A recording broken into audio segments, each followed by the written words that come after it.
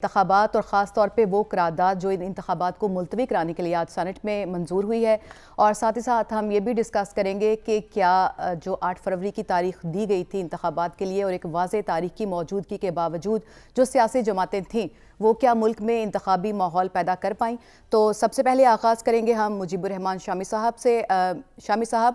آپ سے جاننا یہ چاہوں گی کہ آج آپ پارلیمنٹ میں ایک قرارداد پیش ہوتی ہے، اور جس وقت یہ قرارداد پیش ہوتی ہے 8 فروری کے انتخابات کو ملتوی کرنے کے لیے، تو 14 سینیٹرز وہاں پہ موجود تھے۔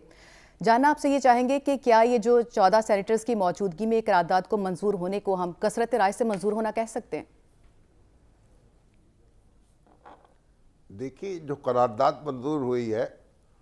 وہ تکنیکی طور پر تو درست ہے،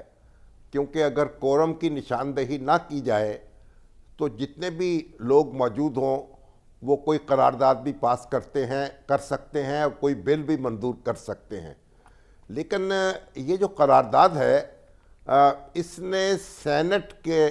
سینٹ کا جو ایوان ہے اس کی تقدیس کو پامال کیا ہے اور سینٹ کو بے توقیر کیا ہے، اور اس لیے کہ یہ قرارداد اس طرح جلد بازی میں پیش کرنا یہ ایک انتہائی افسوسناک اقدام ہے، اور اس طرح کی قرارداد اس کو باقاعدہ ایجنڈے میں درج ہونا چاہیے اور بالکل نوٹس دے کر ارکان کو اس کی اطلاع دینی چاہیے، تب اس پر بحث ہونی چاہیے۔ یہ تو قرارداد ایسے پیش کی گئی ہے جیسے نقب لگائی جاتی ہے، کوئی جیسے چوری کی جاتی ہے، جیسے سازش کی جاتی ہے، اور چیئرمین سینٹ جو ہیں ان سے جواب طلب کیا جانا چاہیے اس حوالے سے، اور سینٹ کے جو ارکان ہیں وہی ان سے جواب طلب کر سکتے ہیں، وہ انہی کے سامنے جواب دہ ہیں۔ اور آج بعض سینیٹرز نے جن کا پیپلز پارٹی سے تعلق ہے یہ بات کہی ہے کہ وہ ایک دوسری قرارداد پیش کریں گے جو اس قرارداد کو ختم کر دے گی، لیکن اس سے قطع نظر میرا خیال ہے کہ کوئی ایسے عناصر تو موجود ہیں ریاستی اداروں کے اندر، ایسے عناصر موجود ہیں جو انتخابات کا التوا چاہتے ہیں یا ابہام پیدا کرنا چاہتے ہیں، ان میں سے بعض جو ہیں وہ اس طرح کی حرکتیں کر سکتے ہیں اور کر رہے ہیں۔ تو صادق سنجرانی صاحب جو ہیں ایوان کو چاہیے کہ ان سے جواب طلب کرے، اور اس طرح کی قرارداد منظور کرنے پر اور پیش کرنے پر اور جلد بازی سے منظور کرانے پر ان کے خلاف کارروائی کرے، ان کے خلاف تحریک عدم اعتماد لے کر آئے۔ اسی سے ایوان جو ہے اس کا چہرہ جو ہے صاف ہوگا، ادروائز تو کالک جو ملی جا چکی ہے اس کو دھونا بہت مشکل ہو جائے گا۔ صحیح۔ سلمان غنی صاحب آپ کی طرف آؤں گی، جیسا کہ جی شامی صاحب دیکھیے، اس قرارداد کی کوئی قانونی حیثیت نہیں ہے، نہ یہ قرارداد بائنڈنگ ہے۔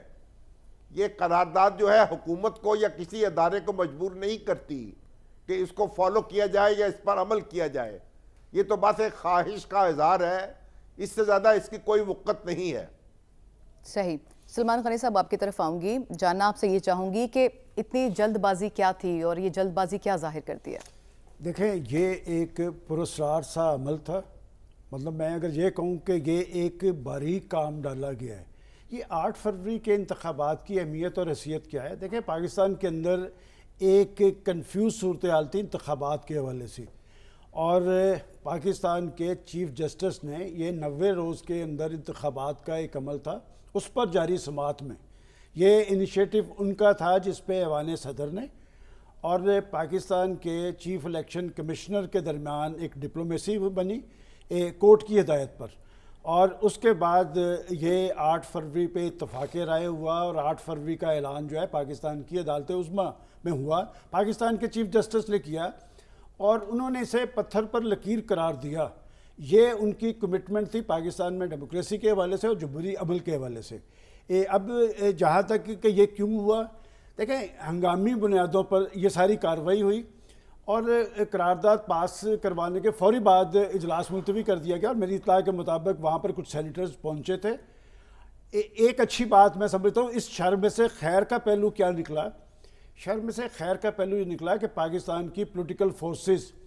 جن کے آپس میں بہت سارے اختلافات ہیں، بہت سارے تحفظات ہیں، سب یکسو ہیں